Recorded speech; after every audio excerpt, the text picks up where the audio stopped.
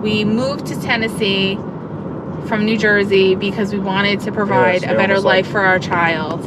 We wanted to provide her with what she needed and have a better sense of community, and she was trying to pull out in front of just do what she needed to do and have what she needed to have and have room and space to grow and everything. Have a good life. And now we're sitting here thinking to ourselves, like, did we make the right decision coming here?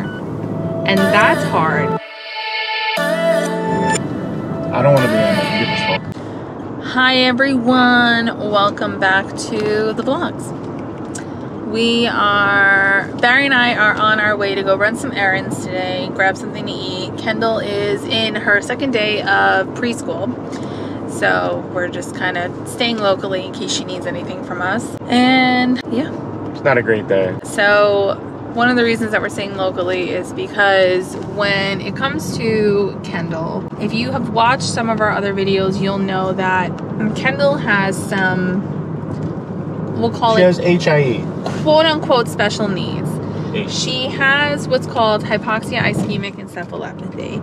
It was due to a birth injury that happened due to negligence on the part of her high-risk doctors who did not perform a C-section when they should have. She also suffered hip dysplasia because she ran out of room inside the womb, and she has hearing loss. So she has her things. However, she has overcome every single obstacle. The best advice that we were ever given was by her neurologist, who said, treat her like a normal child and you will have as normal of a child as her brain will possibly allow her to be.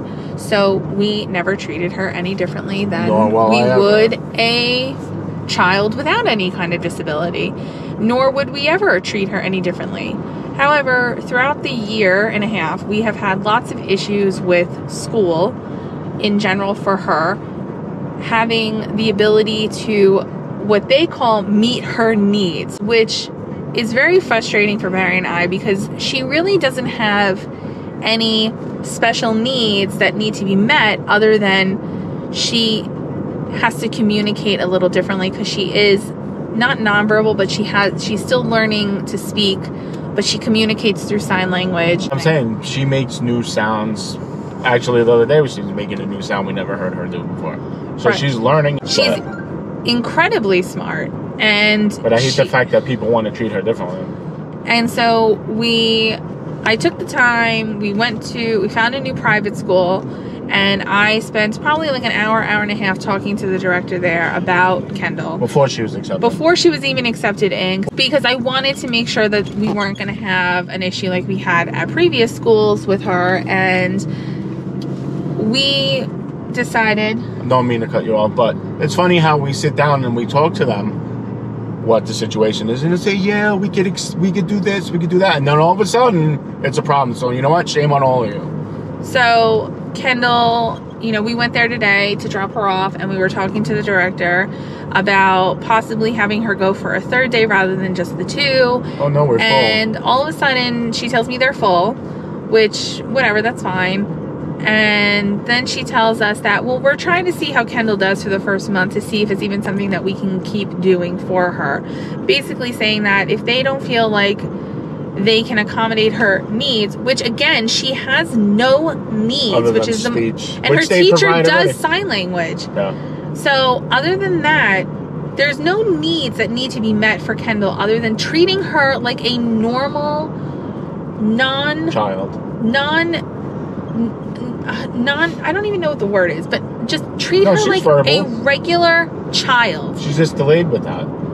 Just treat her like a regular child. I don't know why this is such a complicated thing to do, but it's just frustrating because it almost always feels like they're trying to find excuses for her not to be there before an excuse even actually becomes the thing. It's like they try to like put it in your head that, oh, this could be a possibility, but it's just frustrating because it makes us feel like, why did we waste the time sitting down talking with you and going over what her needs are when you already know, when you knew full well? So and they knew this, no joke. I talked to them back in February or March. It's August. So they had months of knowing that Kendall was coming to school. They had months of knowing all of these things. They had months to do all this stuff. And then she's basically telling me that they don't provide certain treatments, you know, like OT, PT, which is fine because she doesn't need those. We already know that. Well, I knew that. She doesn't get those treatments. They're making anyway. an excuse for an excuse for an excuse. She doesn't get those treatments anymore because she doesn't need them anymore. So we don't worry about that. The only thing that she gets is speech, which we provide for her privately, and the county provides for that as well at the school. So the only needs that need to be met are speech, and those needs are more than capable of being met. So it's just frustrating when you try to prepare. You almost feel like you're doing a disservice by telling anybody that your child had this thing happen to her, because, you know, you want them to understand that maybe if she's a little slower at learning something, this is potentially the reason why. But then you tell them this, and then suddenly that becomes their excuse for why they don't want to have her in the class, or they don't want to even deal with anything when nothing even happened. I know. It's like nothing happened other than, you know, she's having a hard time being away from mom and dad. But my understanding is, like, if a kid's being rambunctious in class, and it's always rambunctious or causing issues, I feel like you're spending more energy on that than spending time on my daughter. I'm saying a teacher will go spend more time on a rambunctious kid when my daughter just needs a couple extra more minutes doing something. Yeah. But that's what I'm trying to say. Yeah, if she even needs a couple extra minutes, because that's the thing. I think a lot of people like to just kind of, they hear brain injury and they assume that Kendall is like not functioning. Let me tell you, that kid's a lot stronger than a kid that doesn't have anything wrong with him or her. That child is so incredibly smart. And strong. And so strong, and so strong-willed, and so determined that it just really hurts to hear people say, well, we don't know if she's going to be in this, good in this school or good in this class because of her needs. Which, again, she doesn't have any special needs other than she is delayed in speaking and she has hearing loss. The best is she wears hearing aids, right? At home, she has hearing aids. However, she hardly ever wears them because we just don't force her to wear hearing aids if she doesn't want to, because I want her to like wearing them and not feel like she has to, and therefore, you know, whatever, throws them out or whatever. And at home, she hears us, she communicates with us, she says things to us, she signs, she yells at us, she signs to us, she does all of these things without any issue. No, it's an issue. And now it's like an issue. It's an issue, but wait, it's an issue that hasn't even become an issue yet for them. They like want it to be an issue before anything even happens. This is only her second day, and they're already acting as if they're like they can't get through to her. It's just. I know. Meanwhile, in the paper said, "Oh, she laughed when someone said something." So you're contradicting what the teacher actually wrote on the paper. So yeah. So in a nutshell, it's like talking to a wall. Throughout this whole entire rant, we're having a pretty frustrating day because we moved to Tennessee from New Jersey because we wanted to provide a better life for our child. We wanted to provide her with what she needed and have a better sense of community. Just do what she needed to do and have what she needed to have and have room and space to grow and everything. Have a good life. And now we're sitting here thinking to ourselves, like, did we make the right decision coming here? And that's hard because, you know, we picked up our entire lives to move here, obviously. You know, we left our friends, we left our family, we left good jobs that we loved.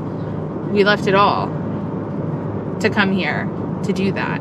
And now it's like, did we make a wrong decision? And that is very hard to deal with.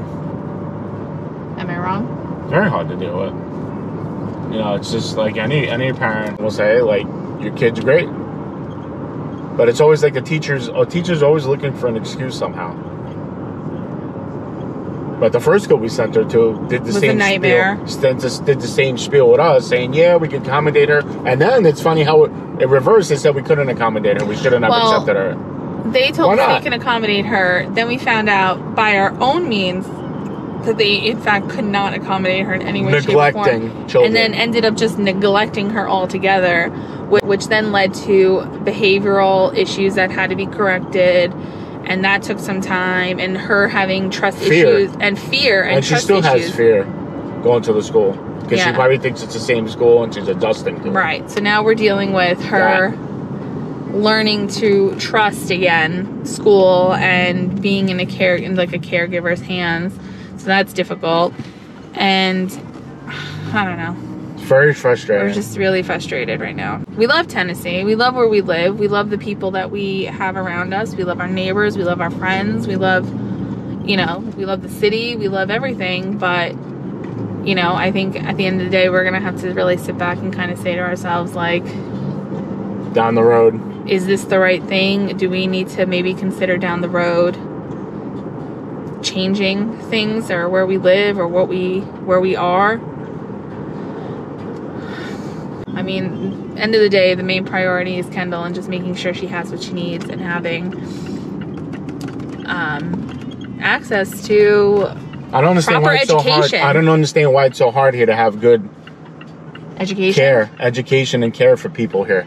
You have more than enough people here now and the economy for it. I would also like to point out that 20% of the whole U.S. population have some kind of hearing impairment. Issues. And of all ages. So, not for nothing, every school across the nation should start teaching sign language as a mandatory thing to teach sign language, because as Erica's doing sign language. These are my own sign language, but realistically, we should be teaching that because there's so many people who are hearing impaired. Yeah, but it's useful for everyone. That's another thing too. It's not just useful for hearing impaired people. It's useful for so many situations. Instead of funding junk, why don't you fund ASL? It needs to become a priority. It's just how I feel, and it's not just because I have a child who communicates through sign language. We've always felt sign language was such a great thing for people to learn, and we always wanted to learn it. And having Kendall pushed us to learn it. Well, anyway, where are we going? We're going to Target. We're here. We're going to go into Target. I got a couple of things I need to return, and then I got to go into Ulta because I need new shampoo and conditioner. So we'll bring you along.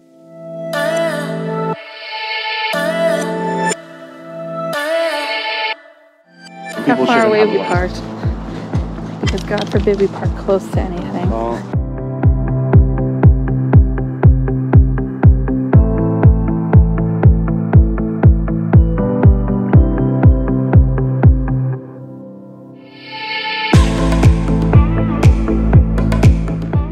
Look at my husband hiding back there.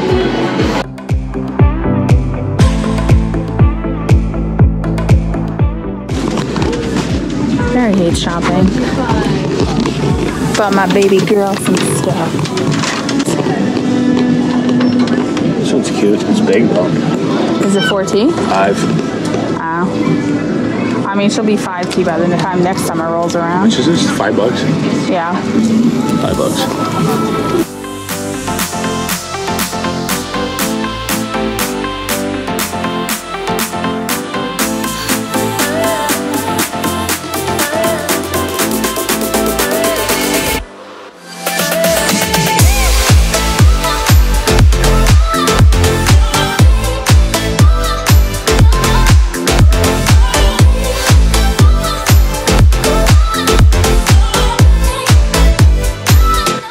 What was that? Go ahead. A lot of fun. What did you just find? A bomb and a pink dot. I need a new spoon rest. So Barry found me a pretty marble one. Pretty. He hates Target. Vitamix. Do you love Target? No.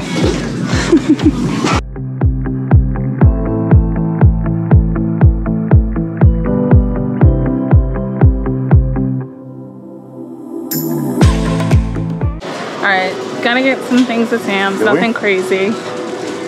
I'm gonna beat my husband. Maybe the first time.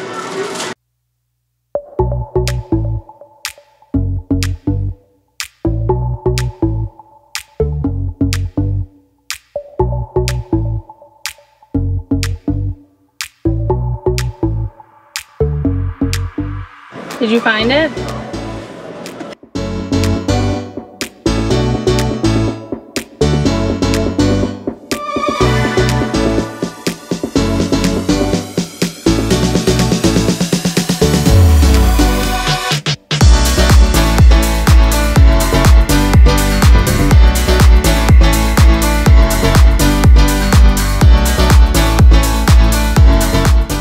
You want one?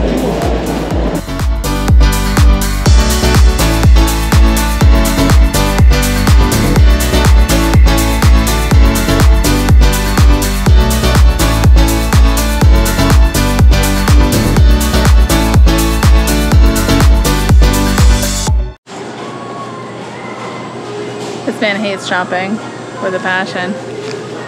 More four? No. More four. So strong, honey.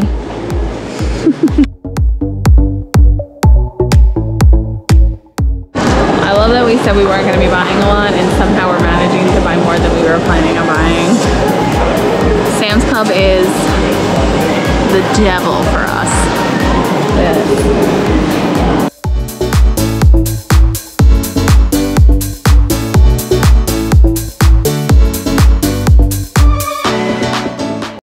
Cherry cola. This is Barry's favorite section, the Kinder Spice section. I wonder if the cowboy butter here.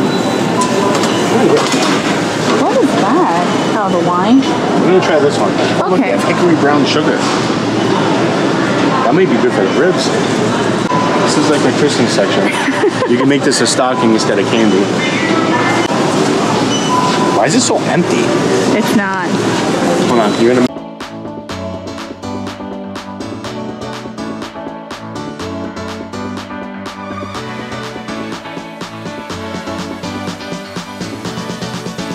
I'll just get a small burger. From where? Five Guys. What? You're getting Five Guys? I don't want really Five Guys. Five Guys? She wants Five Guys. I don't really. Because Five Guys is delicious, and anyone who says otherwise... The last couple times though, I've gotten chunks of fat in my burger. What? Kind of turns What me a off. fabricator. Alright, we'll show you everything we got when we go home. We'll do like a little mini haul, since that's what it was, a mini haul.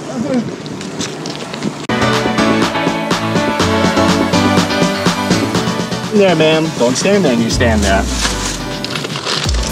You want to talk about listening to instructions? You can't very well. Put it in here. Fine. Relax yourself. I'm stuck in this thing. Erica just stands there. She'll watch you sweat. Oh, I'm sweating. Yeah.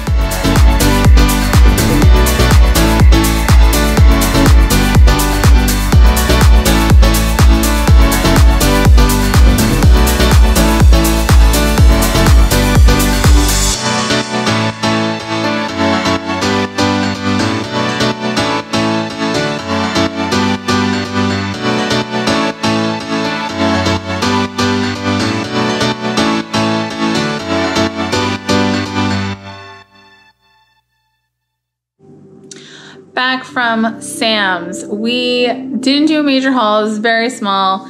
We just had to get a couple of things. So we got some hot dog buns, a rotisserie chicken, a big ol' Angus steak, some chicken breasts down there, ribs. Because Barry and I love smoking ribs on the smoker. Have some of that. I did go to Ulta. I got myself some new shampoo and conditioner because I am officially all out. You okay, Nick? We needed a couple of seasonings. So we got some salt. I love the ground sea salt. We got some of Barry's favorite stuff, the Kinder's cowboy butter and hickory brown sugar. We're gonna try that on the ribs, see how we like it. We have a birthday. Wow, it got kind of dark in here. We have a birthday, so we got some of the Apothic wine. Barry wanted more milk, chocolate covered raisins. Kendall's milk, as always, some heavy cream, some cheese, and Honey Nut Cheerios. And that was our haul. We also got a case of water, and we got a case of Gatorade Zero Sugar. So that's everything. Still came out to a whopping $160-something. So that's still pretty expensive. Inflation is just through the roof these days. But that's everything we got. We're gonna go have lunch and hang out for a little bit before we go get Kendall. And we gotta get Nikki out because you can hear her tap dancing on the floor right now. So, see you in a little bit. Face in my mouth. Okay. What do you say? Here. Daddy. Oh. All right. You're looking at a shadow. Oh my God, that's creepy looking. Well, it's been a long day. We are gonna go and head to bed because we have a busy day tomorrow as well. Right, Kendall? She's tired. She needs to go to bed. Thanks all for watching. Make sure to like, subscribe, and we will see you all again soon. Thanks for hearing our rants. Sometimes we gotta get it out. Yes, thank you for listening to my rant. Kendall had a good day otherwise, right? Have a good night, everyone. See you all tomorrow. Give the peace sign. Do your peace sign. Okay, go. Peace. People shouldn't drive. God forbid we park close to anything. Oh. Look at my husband hiding back there. The thing for Prometheus that attacked the people and it Okay, do it again. Do what you did. No, do it again.